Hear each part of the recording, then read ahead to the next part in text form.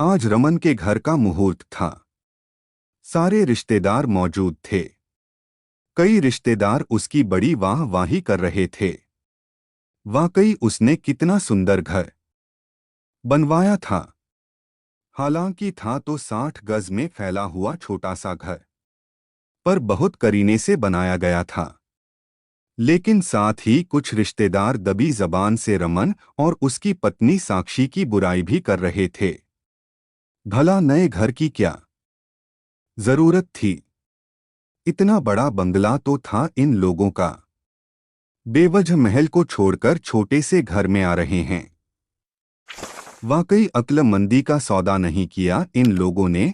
तो कुछ ने कहा, माँ बाप की सेवा करते जोर आता है, इसलिए माँ बाप को अकेला छोड़कर यहाँ आ गए। कम से कम माँ बाप की उम्र का लिहाज तो कर ही लेते। दोनों बुढ़ापे में अकेले रह गए। अरे बहू संस्कारी नहीं है, वो रहना ही नहीं चाहती होगी इनके साथ। भैया आजकल सबको आजादी पसंद है, बंधनों में कोई बंध कर रहना नहीं चाहता, जिम्मेदारी कोई नहीं लेना चाहता। अरे औरत कब त्रिया चरित्र दिखा दे कह नहीं सकते। देखो शादी के 7 साल बाद जाकर अपने सास ससुर को अकेला छोड़कर अलग हो रही है, और इस बात से माथे पर बिल्कुल भी शिकन तक नहीं आ रही है। देखो कैसे तैयार होकर पूजा में आई है, जितने मुंह उतनी ही बातें। पूरी रिश्तेदारी में मधु जी और हितेन जी बेचारे बने हुए थे। दोनों ही चुपचाप एक तरफ कुर्सी पर बैठे हुए थे, जबकि बेटे बहू पूजा में बैठे हुए थे। यज्ञ का काम पूरा हुआ तो बहू साक्षी सबके पैर छूने के लिए उठी। उसने सबसे पहले अपने सास ससुर के पास जाकर उनके ही पैर छुए।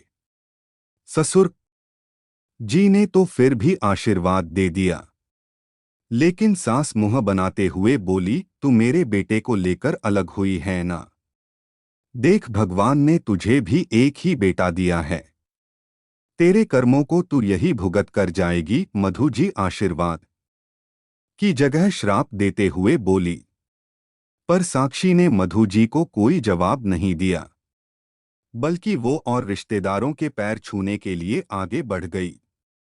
वो अपने नए घर में किसी तरह का तमाशा नहीं चाहती थी। उसके बाद वो रसोई में आ गई। आखिर नई रसोई में खिचड़ी जो बनानी थी, उसके बाद ब्राह्मण और कन्या भोज करना था, और उन्हें वो खिचड़ी भी परोसनी थी। खिचड़ी बनाते बनाते उसे वो दिन याद हो आया जब वो रमन की दुल्हन बनकर ससुराल आई थी। उसका ससुराल का मकान काफी बड़ा और आलीशान था। एक पल के लिए तो उसके पैर अपने आप ही बाहर ठिठक गए। सचमुच कितना सुंदर मकान था वो। लेकिन वो मकान तो सिर्फ मधु जी और हितेन जी का था। ये बात उसे बहुत जल्दी ही समझ में आ गई, क्योंकि वो अपनी मर्जी से वहां कुछ भी नहीं कर सकती थी। शादी के 4-5 दिन बाद ही उसने अपने कमरे की बेडशीट बदलकर रंगीन बेडशीट बिछा दी, जो वो अपने साथ ही लेकर आई थी। जब मधु जी ने ये देखा तो काफी हंगामा कर दिया। आते ही अपनी मनमानी शुरू कर दी तुमने।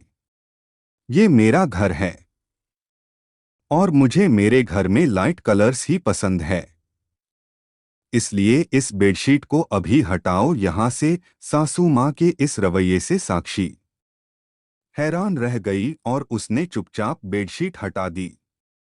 कभी रसोई की सफाई को लेकर तो कभी पर्दे बदलने को लेकर हर चीज में मधु जी साक्षी को टोकती थी, और हर बार ये कहना नहीं भूलती कि ये मेरा घर है, यहाँ मेरी मर्जी से ही सब कुछ होगा।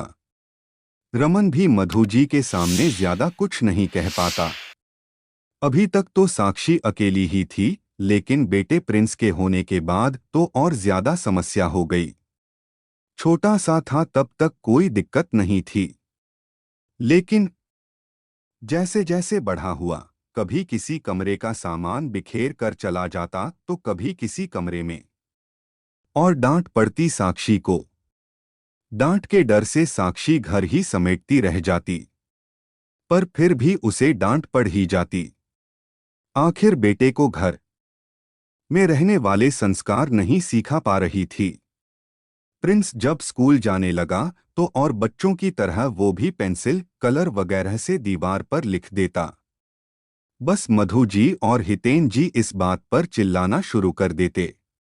और साक्षी कपड़ा लेकर दीवार की साफ सफाई करने दौड़ती। लेकिन आखिर कब तक? आखिर वो भी इंसान ही थी। एक दिन अचानक मुंह से निकल ही गया, माँ जी प्रिंस अभी बच्चा है। बच्चे थोड़ी बहुत शरारत करते ही हैं। आखिर इसे बांधकर कैसे रखूं मुझे नहीं पता। तेरा बेटा है, तू ही संभाल। मैं अपने घर को गंदा होने नहीं दूंगी। मुझे मेरा घर साफ सुथरा पसंद है। मधु जी तो दो टूक जवाब देकर वहां से निकल गई। साक्षी हक्की बक्की सी उन्हें देखती रह गई। वो दिन था जब पहली बार साक्षी ने रमन से अलग घर लेने के लिए कहा था। पर रमन ने उस दिन भी साक्षी को चुप करा दिया। साक्षी माँ है, थोड़ा सा सुन लिया करो। अब वो बुजुर्ग है, कुछ कह देती है तो एक कान से सुनो और दूसरे कान से निकाल दिया करो। पर ऐसे कैसे रमन? मेरे बच्चे का बचपन तो वो जी ही नहीं पा रहा। ऊपर से माँ जी सोचती भी नहीं है, किसी के भी सामने चिल्लाना शुरू कर देती है। आखिर कब तक सुनूं मैं? साक्षी थोड़ी सी हिम्मत रख लो, समझो मेरी बात को। माँ पापा बूढ़े हो चुके हैं, उन्हें अकेला भी तो नहीं छोड़ सकता। अब इसके आगे साक्षी कुछ कह ही नहीं पाई। लेकिन उस दिन तो रमन घर पर ही था। बाहर बारिश हो रही थी। पता नहीं कैसे पीछे वाला दरवाजा खुला रह गया और प्रिंस खेलता हुआ बाहर उस छोटे से बगीचे में आ गया। बच्चों को तो वैसे भी पानी से बहुत लगाव होता है। 4 साल के प्रिंस को भी बड़ा मजा आने लगा। वही गमले में से मिट्टी निकाल निकाल कर खेलने लगा और पानी में भिगता रहा। थोड़ी देर बाद अपने उन्हीं गंदे पैरों के साथ वो घर में आ गया। पूरे फर्श पर मिट्टी और गीला हो चुका था। ये देखकर मधु जी आग बबूला हो गई और उन्होंने खींचकर एक चांटा प्रिंस को दे मारा। कुछ सिखाया नहीं है तेरी माँ ने तुझे? बिल्कुल तमीज नहीं है, पूरा घर गंदा कर दिया। मधु जी की मार से प्रिंस जोर जोर से रोने लगा। शोर सुनकर सब लोग बाहर आ गए। वहां का मंजर देखकर उन लोगों को समझते देर नहीं लगी कि क्या हुआ होगा। प्रिंस को रोता देखकर साक्षी प्रिंस को गोद में उठाकर कमरे में ले गई। पर रमन बोला, माँ वो बच्चा है, उसे इतनी समझ थोड़ी ना है कि गंदे पैरों से घर में नहीं आया जाता। अगर समझ नहीं है तो समझ सिखाओ उसे। मेरे घर में ये सब नहीं चलेगा। नहीं तो अपने कमरे में चुपचाप बैठा कर रखो उसे। पूरा फर्श गंदा कर दिया। अब उस महारानी को बोलो कि छोड़ो उसे, पहले बाहर आकर फर्श साफ करें। रमन हैरान होकर मधु जी की तरफ देखता रहा। ये देखकर मधु जी बोली, अब यूं ही घूरता रहेगा मुझे या फर्श भी साफ करवाएगा? आखिरकार रमन खुद ही बाहर गया, कपड़ा लेकर आ गया और पूरे फर्श पर उसने पोछा लगा दिया। पर मधु जी ने कुछ भी नहीं कहा। उस दिन रमन ने ठान लिया कि वो छोटा सा ही सही अपना खुद का मकान बनवाएगा। ऐसा मकान जहां उसका बच्चा उसका बचपन जी सके। और आज वो सपना साकार हो रहा था। थोड़ी देर बाद ही भोजन का आयोजन किया गया। कुछ रिश्तेदार खाना खाकर और फिर एक बार और रमन और साक्षी को बधाइयां देकर वहां से रवाना हो गए। अब घर में कुछ खास रिश्तेदार ही बचे थे। साक्षी और रमन उसके मायके वालों को विदा कर अंदर आए तो मधु जी खड़े होते हुए बोली, रमन अब हम भी जाएंगे हमारे घर। तुम्हारा काम हो गया हो तो हम भी यहाँ से निकले। उनकी बात सुनकर रमन और साक्षी वहीं खड़े रह गए।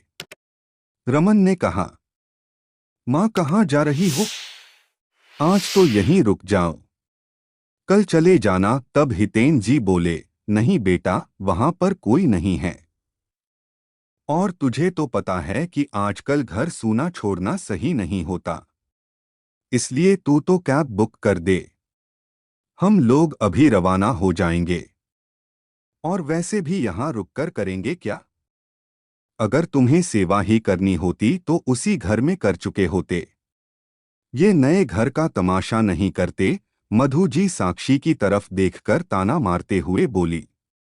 उन्हें पूरी उम्मीद थी कि साक्षी जवाब देगी, लेकिन साक्षी तो चुपचाप अंदर चली गई, कुछ भी नहीं बोली। ये देखकर वो और ज्यादा तिलमिला गई। अब गुस्सा निकालने के लिए कोई तो चाहिए था, इसलिए अपने बेटे रमन को सुनाते हुए बोली, तेरी बीवी तो सीधे मुंह बात भी नहीं कर रही मुझसे, फिर उसके यहाँ पर रहकर करूंगी क्या? मान सम्मान तो हमारा भी है, अगर वो ऊंची नाक की है तो हम भी ऊंची नाक के हैं। हमें तो नहीं रुकना तेरे इस नए घर में, हमें तो हमारा घर ही भला। वैसे भी तुम्हारे मकान से तो काफी बड़ा है वो, माँ क्यों बात को खींच रही हो? आपको तो खुश होना चाहिए कि आपके बेटे ने कम से कम छोटा ही सही एक मकान तो बनाया है। हाँ, तू तो अपनी बीवी के पक्ष में बोलेगा ही, याद रख तेरा भी एक ही बेटा है। जैसे बहू तुझे लेकर अलग हो गई और हमें अकेला छोड़ दिया, वैसे ही तुम भी तरसोगे। बस करो माँ, कुछ भी बोले जा रही हो। आपकी बहू आपके बेटे को लेकर अलग नहीं हुई है, बल्कि आप खुद उसके लिए जिम्मेदार हो।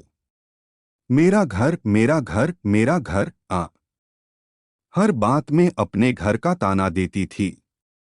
उस घर में हम अपनी मर्जी से कुछ भी नहीं कर सकते थे, यहाँ तक कि हमारा बच्चा वहाँ आजादी से खेल नहीं सकता था। तो जब वो घर ही हमारा नहीं तो फिर भला वहाँ रहकर करते क्या? हम रमन फटाफट से कैब बुक कर दे बेटा, हमें जाना है। और मधु तुम चुप रहो, अब की बार हितेन जी ने फिर कहा तो रमन ने मोबाइल निकालकर फटाफट कैब बुक कर दी। थोड़ी देर में कैब वहां आ गई और हितेन जी और मधु जी वहां से रवाना हो गए। कहानी पसंद आए तो कृपया वीडियो को लाइक करें एवं कमेंट में अपना सुझाव व्यक्त करें और चैनल को भी सब्सक्राइब कर ले और साथ में बेल आइकन भी जरूर दबा दे ताकि हर वीडियो की नोटिफिकेशन आपको सबसे पहले मिले।